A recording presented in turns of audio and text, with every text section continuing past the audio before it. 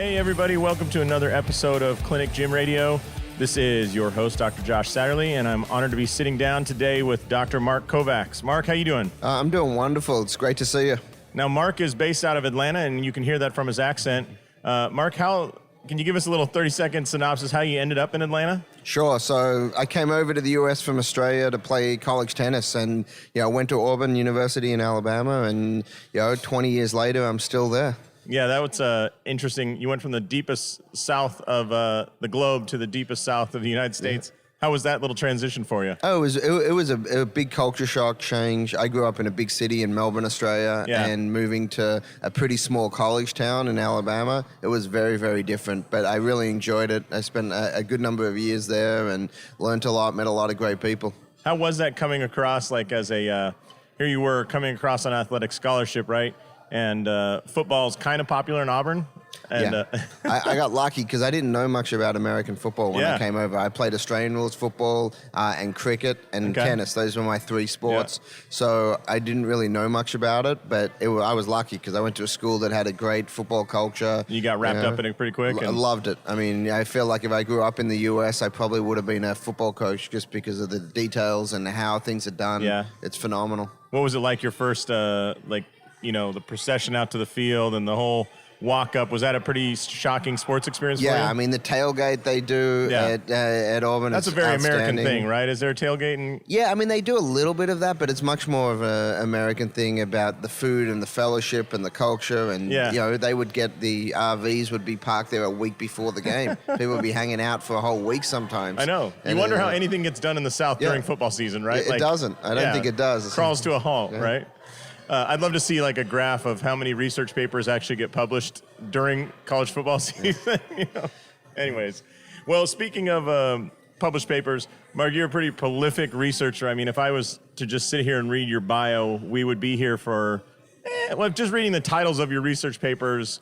You're over 40. There'd be like we'd be here for an hour and a half. So, no offense to you, but we're going to try and talk about interesting stuff here. But how the heck did you end up going from college tennis player to now you're the director of the Kovacs Institute, and it's basically, as I interpret it, and correct me if I'm wrong, a private sports performance institute.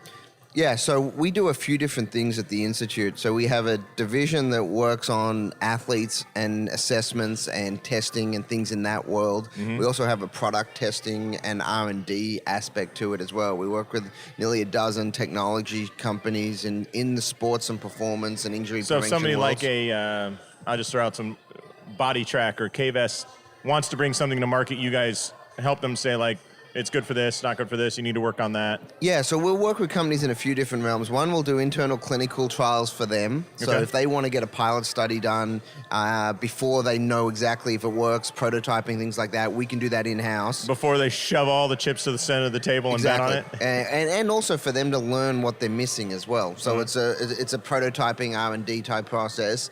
And also we help some of these companies that do want to go and get a big study done at a major university somewhere and help them navigate that, because most of these companies are technology folks or business folks, and they don't really understand the research world. They know they need the research to validate their product, but they don't know grants, they don't know the overhead that's involved, they don't know the timelines and things like that. So we help negotiate for them. So you're like the Rosetta Stone, right? Like the tech guys are speaking in hieroglyphics and the world can't read it yet, and you're like, let me kind of translate here and let you know what you're really going for. Exactly. I think that's a really nice way of saying it. It's sort of sitting in the middle, that you have enough knowledge for the tech world and the research world that you can speak their language, but you also have enough knowledge in the sports and performance and injury prevention world. What would be a product that you helped long ago, like actually get into the market? Yeah, I mean, there's been a bunch of different products where we've been involved with. So we're working with a lot at the moment. So Physimax is one, which is a 3D camera sort of system that does assessments through a camera-based model. Cool. We've been working with Body Track for the last few years. Working with Athos, the wearable Surface EMG clothing company. Okay. So there's quite a lot out there that we're working with currently or have in the past in different ways, like we described. Yeah. Now, what's interesting for the folks listening, Mark also is a professor at a chiropractic university, but you're not actually a chiropractor, right? Correct. When I say Dr. Mark Kovacs, it's Because you have a PhD in what? In physiology. So Okay. my background started in the strength and conditioning world, actually. So Okay. I worked as a strength coach at IMG Academy first, and then at a private sports performance facility. Worked NFL Combine back when that was sort of just getting started, the Yeah. training for the NFL Combine back in 2000, 2001. And then went into the sort of research world from there. And still work as a strength coach, and still to work with some select athletes in that environment. But at Life, we have the Life Sports Science Institute that I oversee, which is works on some research projects, crosses over, hosts some events, some conferences, and also teach in their sport health science, their graduate program. So I teach a technology in sport class, a recovery in sport class, and then advanced strength and conditioning. So I love this because you're not a chiro, so you're as unbiased as we can get, although you take money from chiros at the university level, but we'll just wave that one off, but you got to make a paycheck. But in all seriousness, in the world of sports performance, so the goal of this podcast is like talk to clinicians. I always say maximize your license and live the life you dream of, right? Like, what is your perspective of the role moving forward of a chiropractor? If a chiropractor listening really wants to push it and be, hey man, I'm all in sports, that's all I want to do, what does that forward path look like to some guy that you understand the sports world? I mean, you've worked for Gatorade at the corporate level, you've worked for different companies getting product in, you've worked at the university level, you've worked at the Olympic level, you've done the private performance side, so you've seen every version of sports out there. Unfortunately, you haven't been a highly paid professional with supermodels for girlfriends, but I mean, there's hope, right? Yeah, my wife wouldn't be that impressed with that, so Right. we're happily married. Well, the deal is so- once you make the 40 million, you send her off to Europe for a couple weeks. I'll walk you through the big steps. But anyways, so if a chiropractor wants to maximize their license, what do you see as the forward path? Like, what's attainable? No, I mean, I think all sports teams, all colleges utilize chiropractors in different ways.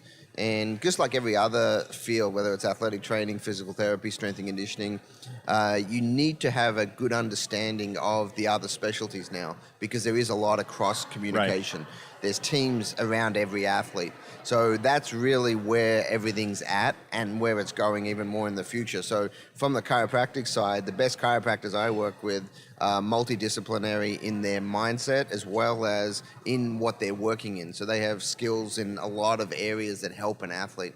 Because really it comes down to how best can we help the athlete perform, stay healthy, and really do what they're trying to do. Yeah, and it's interesting now that every role has expanded. The strength and conditioning role has expanded. The exercise physiologist role has expanded. We were talking last night, the sports scientist role that's exploded. Yep. But chiropractors can no longer just be like, hey, all I do is manipulate, right? It's you got to have a and again, bigger skill I set think than there that. are some great ones that they do just manipulate and do a great job with it. But I think a lot of the teams I deal with and see and work with, they're looking for folks that can do a lot of different things. Right, or at least understand, right? Exactly. Have some understanding of strength and conditioning. You don't have to do it. No. Yep. It's like a Venn diagram with multiple overlays, right? Like, you need to understand it, but stay in your lane. You need to understand what the sports scientist is telling you, but stay in your lane. Yep.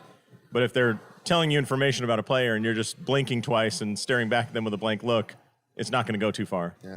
No, correct. I mean, it's like everything else. You have to understand the culture that you're working in, who's driving the bus. Is it the coach? Is it the GM? Is it the manager? Is it the athlete?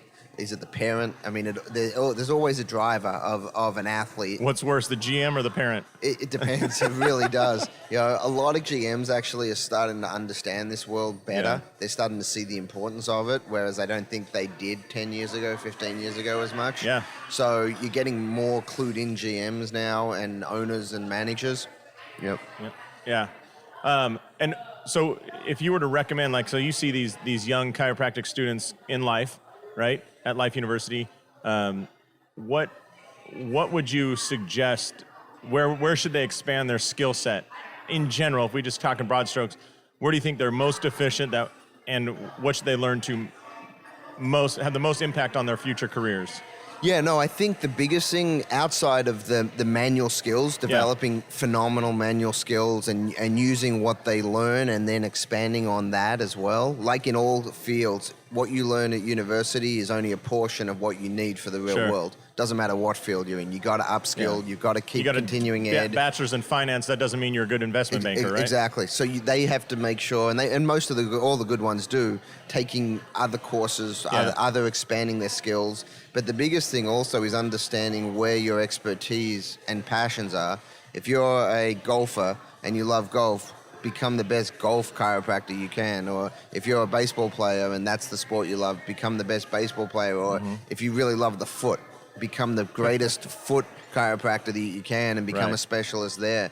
As well as dealing with all the other components, because it's very hard from day one to be known as the golf guy or the foot guy or whatever it is. But trying to become somewhat of a subspecialist within your world is only going to help you.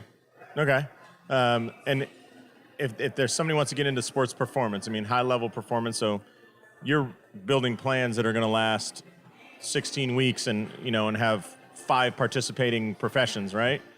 How does somebody start doing that? I mean, there's a big jump. I'm trying to illustrate from I graduated school and I want to start a little, renting a room in somebody's office to I'm recognized in my area, at least locally, as somebody who's a true player in the world of sports. Yeah, so I think the biggest thing is everything starts local or sport specific or body part specific. So you have to kind of narrow in and focus a big part of your time. So discover a niche. Yeah. I mean, marketers say this all the time, discover a niche, but whether you're saying it's foot mechanics or the sport of tennis or, I mean, you look at, what's his name? Who's the guy? I think it was in Florida that he was like the strength and conditioning coach for NASCAR pit crews. That was his niche. And I was like, God dang. And Cirque du Soleil, they have specialists, ballet F specialists. Right. It doesn't really matter what your passion is. There's enough people that want you because you're one of the best in that area. Geographically, you sometimes got to make some decisions. For sure. And early on, you can't only focus on that. There's not enough people that know you. You don't have the luxury of saying no year one, right? And also, it's good to see other things because it exposes you to other issues, other ailments, other people. So, and then over time, you can then navigate from there depending on where your passions change and excitement changes and opportunities change. So that's the biggest thing, is having enough self-awareness and self-knowledge that you know where you should gravitate towards based on what comes up. So along that path, you were a tennis player. I mean, you came to the U.S. on a scholarship to play tennis. You played in NCAA. Did you go on and play in what's the professional world like there? Yeah, so I was one of the top juniors in the world, played a few of the junior Grand Slams, then played at college, won an NCAA title there, and then played professionally for a short period of time, and had some major shoulder issues that were sort of misdiagnosed for a couple of years. Now you look back, that's inspiration, right? It's the only reason I'm doing what I'm doing now, because I had to understand myself. It ended up being a slap tear, a bicep tendon tear, and a subscap nerve defrayment. Yeah. And the subscap nerve was probably, looking back, what caused everything. And back then, 25 years ago, there wasn't the knowledge we have today. So that was what put me into this field of trying to understand the body well. Wow. And I still wanted to be around athletes. I still wanted to be in the world, but I couldn't do it anymore as an athlete. So the next best thing was go in and coach and learn and be someone that can help other athletes. Yeah. It's so as you did that and you started analyzing more and more tennis players, searching for the answers, right? Yeah, it was interesting. I actually started away from tennis because I sort of got, I would say, I didn't want to be around tennis. It was what I'd done for so long. I was sort of like, I can't be a player, so I don't really want to be in that world. So for 3 years, I didn't work with the tennis player. I worked track and field, I worked football, I worked baseball. They were my 3 main sports, and a lot of track and field, sprinters predominantly. And I just wanted to learn from the best sprint coaches in the world, understand speed and movement. What years were these? These were 2000, 2001, 2002, kind of right around then. So let's see. So baseball hadn't yet seen its revolution of information, right? Yep. So you were kind of a pioneer there. Football was... In early 2000s, football was probably the leader in strength and conditioning. Yeah, traditional strength and conditioning, just get strong. And then either golf or track is the biomechanic-centric sport, right? Exactly. Golf. And at that time, track and field was probably even more advanced than golf was. Golf's been... It's just interesting you found the 3 sports that happen to have, you had the strength guys leading the fight in the football. Yep. you had the track and field biomechanics was exploding, and baseball was, well, at least they had a lot of money and a lot of players. Yeah, no, but baseball has changed a lot over the last decade. Oh, it's like a hockey stick of how much they've adapted to information, Yeah. And again, it's like all sports and professional environments, they've got such a lot of resources going to so few players that actually matter and make a difference in their worlds, that they have to be smart about where they spend their resources. And they're trying to get better at that. I think they would say themselves, we hadn't done a great job of how we put our resources, but they're trying to figure that out. Yeah, well, luckily they spent until it hurt, and then they realized what a mistake they're making, and they're going, why do we spend? I mean, they were signing $100 million deals for guys that, 3 years later were maybe on their AAA team, and it's like, man, that's an expensive way to fund a team. Yeah. No. Yeah. What?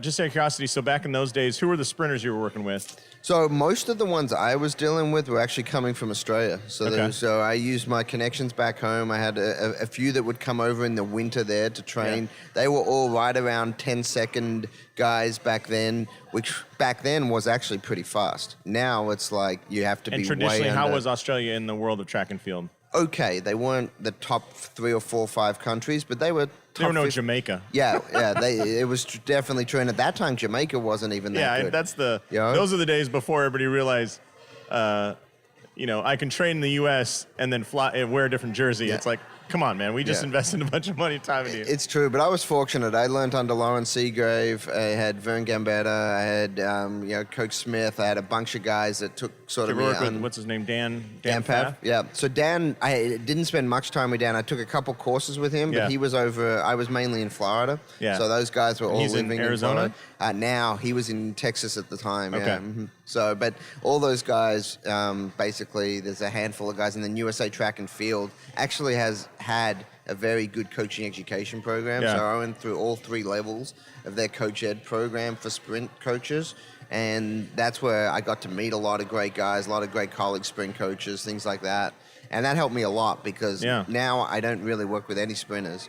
I work a lot in rotational athlete sports, movement, from that standpoint. But it's just gave you a great background of understanding the nuances and the attention to detail that every step matters, every foot contact matters, every component of a stride cycle is so valuable from a time standpoint, and applying good biomechanics. It's a incredibly pure sport. Like in tennis, I have to laterally move.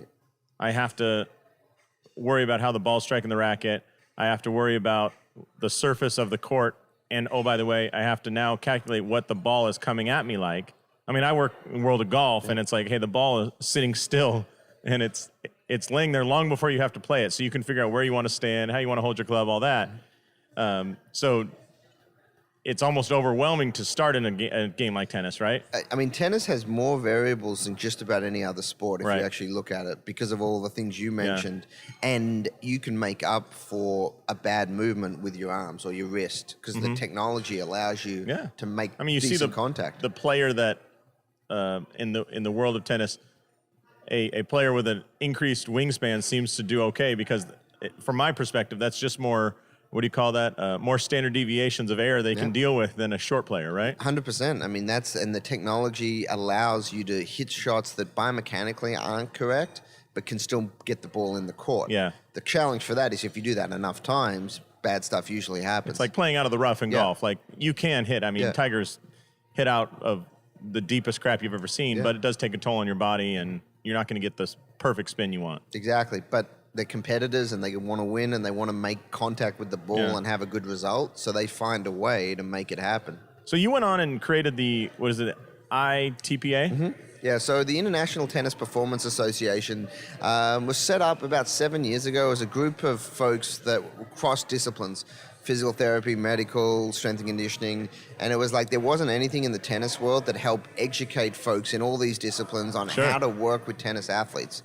So there's 3 levels of education. Level 1's more aimed at the tennis coach to give them a sense of how the physical side works, from strength and conditioning to basic injury prevention to periodization to nutrition to all these different variables that you need to understand. Just get on the map of being a decent coach. Yeah, exactly. Okay. So pretty much teaching them sports science of tennis. Yeah. And then, but at a digestible level where I'm not running multiple Excel It's coach speak. spreadsheets. It's coach language, coach speaks. You're not meant to have a degree in science, that level. This is back of the cocktail napkin kind of stuff. Yeah, it's really trying to simplify that world. But then the level 2 is aimed at more the healthcare and medical strength and conditioning professional that has to have a degree, a certification, a background in that world. And that's much more anatomical With terms. the goal of I'm doing interventions. Yeah. Like I know what the problem is, I'm doing interventions now. Okay. Exactly, and putting together programs, on-court movement, which is really challenging for folks that don't know the sport. Yeah. How do tennis players move and step counts and all that, footwork,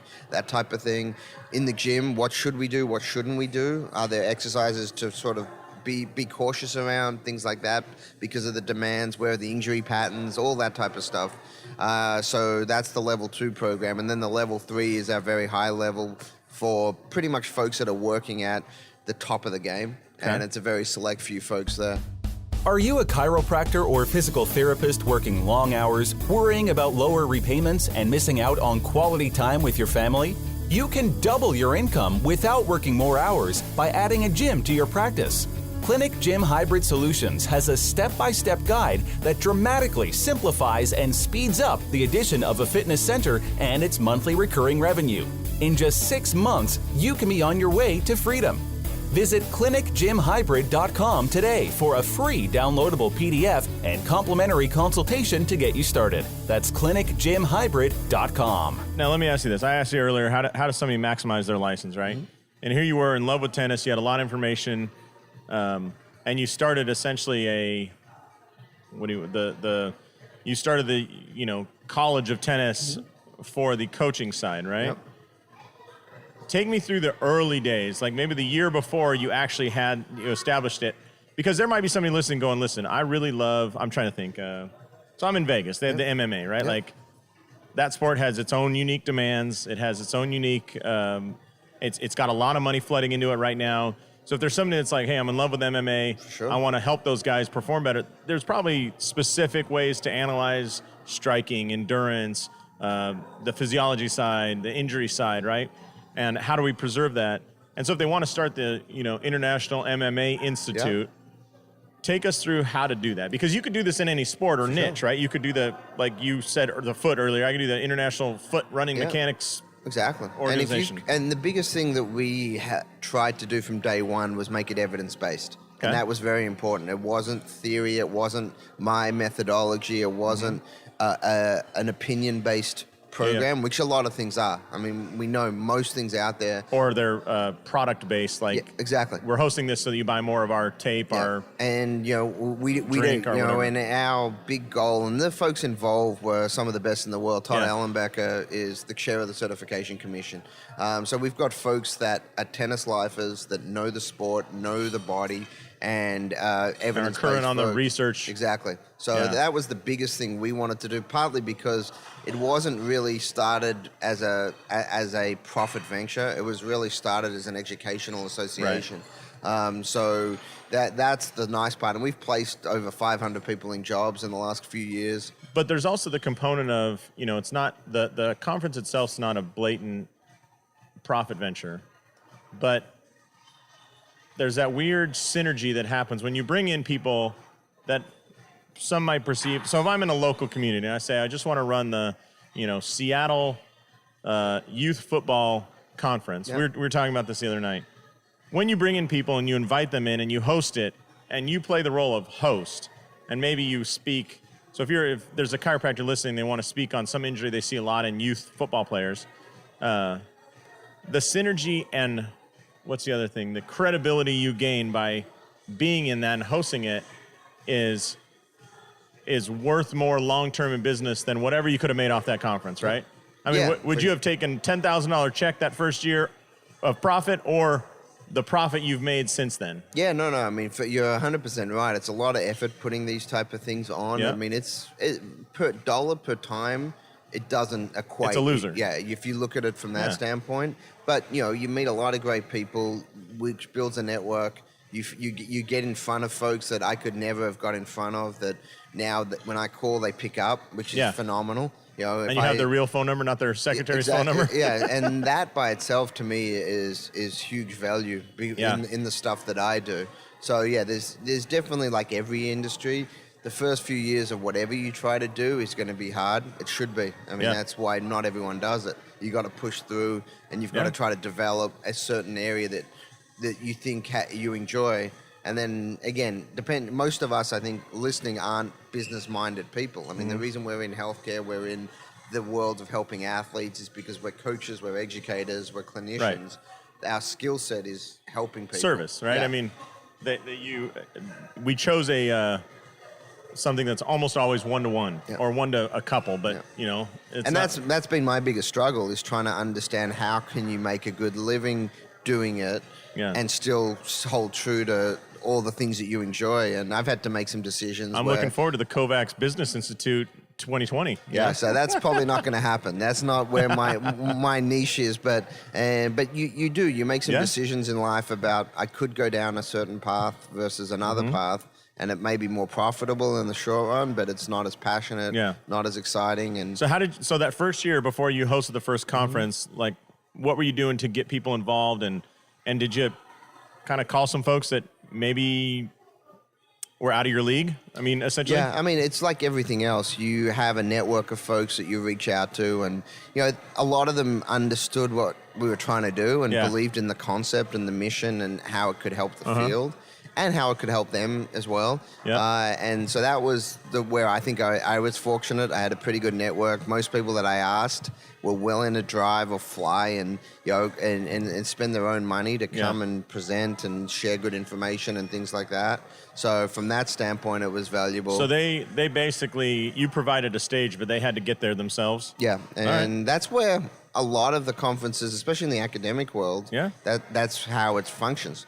So most of the conferences I've done in the past were you pay your own way. I mean, it's one of those. I was at one recently, and it had a $500 honorarium, which is the academic term for reimbursement or paycheck. And one of the speakers, I was talking to him at lunch. He was from Norway, and he was out in the States for a week, and he had flown, and he got $500. And I was like, so you're into this thing for at least $3,000, and the transfer, the currency exchange rate was horrible at the time, so he was probably into it $5,000, but it was worth it for him. He wants to establish a U.S. footing, and that gave him opportunity. Yeah, no, it's all decisions and where you want to spend your time and resources and things like that. So everyone has different goals. They have different life objectives. And I'm sure there were people that said no, right? That first year. Yeah, I mean, when people ask me if I can do it, I'll say yes. If I can't, or it doesn't fit in my schedule, or I can't justify taking the time off, you have to say no, and you have to get good at saying no. But sometimes those no's actually build the relationship, right? For sure. At least I called and, hey, Mark, would you do this? And you say, I'm already committed that weekend. But there's that thought of, hey, thought of me, that's kind of nice, because we're all humans at some point of getting those people. For sure. And early on as well, you've got folks that are very excited and willing to do it without a payment. And then as they get more established and there's more demands on their time, they have to start charging for everything. I mean, it's part of it. And they should. They deserve to. They're a draw. Although most of the great presenters I know also always honor the people that got them started. For sure. I mean, perform better. Like, look at Chris Poirier. Yeah. That guy started, in our world, so many careers and got people, that first kind of gasoline in their tank. And when that guy, if he put out the call, I'm moving houses, and it's, in the heat of the summer, and it's on the third story and there's no elevator, you'd have a line of 100 people that would help him out, For sure, but that's good people. That's what you want. You want to associate with good people that are trying to do things for the right reasons. And I think that's the nice part about, like you said, the service sort of industries that we're in, is that's what most people are, good people. And you've gone on, besides the ITPA, at Life, you've been part of hosting quite a few conferences there with a $0 budget, right? Yeah, well, we've done a phenomenal job of hosting a whole series of different conferences. We've hosted tennis conferences. We've hosted a major baseball conference. The last couple of years, we've hosted the National Coaching Conference, which is coach educators from the majority of the national sports governing bodies in the U.S. And life's been phenomenal. They've really embraced this concept of bringing folks on campus, exposing them to the university, and really trying to allow this to happen. But like a lot of events, there's no real dollars for it. So you have to ask people to come speak. You have to partner with different groups that are willing to sponsor and help you out and things like that. And also you're trying to keep the registrations low as well. These registration costs, the goals are to get people coming, not to only have a handful that are paying a lot. Yeah. And also to expose the students. The big part of it is we get a lot of students that it opens their eyes to say, hey, there's a big world out there with these people are phenomenal. So if there's somebody that has some space, maybe they work with a gym that, if we push all the equipment to the sides, 4,000 square feet, and they want to host a conference, any nuts and bolts tips of how to do it that you've learned? Yeah, I think the biggest thing is don't start as a general conference, like we do everything, or we're teaching everything, or we've got just random presentations. Yeah. Theme it around a sport, a body part, a specialty, whatever it is, and target those specialists within a drivable distance. Yeah. And that you're going to probably do a better job than if you say this is just a strength conference and it's 10 different things on like strength. the NSCA conference, I mean, the National Strength and Conditioning Association, if you look at what they talk about over 3 days, it's so broad that I can't think of one that I've looked at and I've gone like, dude, I got to go this year. Yeah. Because it's like, oh, there's a great, this is a great 2-hour session by so-and-so, but the rest of the day is like, oh, I'm kind of into that, kind of, and I think they put on a great conference. I'm not trying to disparage them, but to your point, it's just when it is so broad, it's like the draw is not nearly as... Yeah, and I mean, I think some of those bigger industry conferences have multiple purposes. One is to get some education from the speakers, but a big part of those are networking, being in the subcommittees, being in the special interest groups, getting to meet like-minded folks in one location. Yeah. So that's why most of those big ones have to be like that. But a lot of them are trying to do tracks now where if you're more of a coach model, you'll go to these type courses. If you're more of a scientist background, you'll go to these courses. I think the PT world, physical therapists do it well with they have their combined sections, which is everybody with that license. And then like you're saying, they have the tracks. This is our sports track. This is our orthopedic track. This is our stroke rehab track. And they seem to do a good job of that. We were talking professionally. They've organized. I wish we would see something like that in the world of chiropractic. Yeah, and I think there's an opportunity there. So for anyone's out there that sees that, there is definitely a need and I think an interest to say, how do you get all these subspecialties in one place, but still stay true to their subspecialties? Right. Yeah, because in the world of PT, again, like there's a sports section and then there's an orthopedic section and then there's a rehab section. Well, okay. Those are going to overlap quite a bit, and there's no reason you can't attend 2 of them or mix and match if that's what you do. But this idea of like sometimes in chiropractic we form these islands ridiculously, and we don't get the goods and services coming across to that island, and we sit there and complain that hey, there's no goods and services on our island. It's like, well, yeah, you set up that situation, dummy. Yeah, no, I mean, all fields struggle with that a little bit. And, you have a certain skill set and you want to make sure people recognize that. Yeah. But to do that, you have to actually share and coordinate and work with others because most of the consumers, the athletes, are looking for that. I mean, that's what they're looking for. The coaches are looking for it. The athletes are looking for it. Yeah, consumer doesn't really care about your license or whatever. They just want to know you're good. Yeah. Right? They want to say, can you help me? Yeah. And you look at Tesla. I mean, if that car wasn't an excellent car, nobody's going, I want an electric car more than I want. No, like you look at the Nissan Leaf electric, it's like, they're not prolific. But Tesla is like, no, we're going to make a fantastic car that's also electric. So if you can be a fantastic sports provider who's also a chiro, that's a better approach than waiting for people to just go, I need a chiropractor on my team. Mm-hmm. Yeah, no, I mean, I think it's one of the big shifts in society in general is the need to sort of recognize you've got a great skill set, but you've got to also give the consumer what they're looking for, which sometimes isn't always the same. Yeah, awesome. Well, Mark, I know we got to get into this conference. I don't want to take any more of your time, but for those folks who are interested in following up with you, maybe reaching out or discovering some of what you do, how can they find you or get it? So, in touch? on social media, my Twitter, Instagram is mkovacsphd. So, And Kovacs, spell that for us. it's M, the letter M, and then Kovacs, Kovacs PhD. So if you go online, I'm pretty active on there. So if you've got questions, you want to communicate through there. Our institute website is kovacsinstitute.com. And then any students that are interested in Life University, go to life.edu and check out some of the programs there, both in the chiropractic side, but also in the sport health science side. Nice. And the sport health science side is some of your influence, right? Yeah, so we have a graduate program in athletic training. We have a undergrad and master's in sport health science and also in injury management. And it's a nice environment there where a lot of these specialties cross over and talk to each other and things like that. You guys are doing it right over there, man. That's awesome. All right, well, Mark, this has been awesome. I appreciate all the time, and I look forward to seeing more of your stuff out there because I think I told you last when we met, I was told you got to interview this Mark Kovacs guy. And I was like, I don't know who it is. And now that I met you and heard about you, I'm like, how did I not know about this earlier, Well, it was great catching up. I appreciate all you're doing as well, Doc. Yeah. All right, well, on behalf of Dr. Mark Kovacs, this is Dr. Josh Satterley saying go out there, maximize your license, start the international whatever you want society, host a conference, and live the life you dream of. Thanks a lot, Mark. Thanks for listening to Clinic Gym Radio. If you're ready to double your profit without working longer hours, please visit clinicgymhybrid.com and find out how easy it is to get started on your path to freedom. That's clinicgymhybrid.com.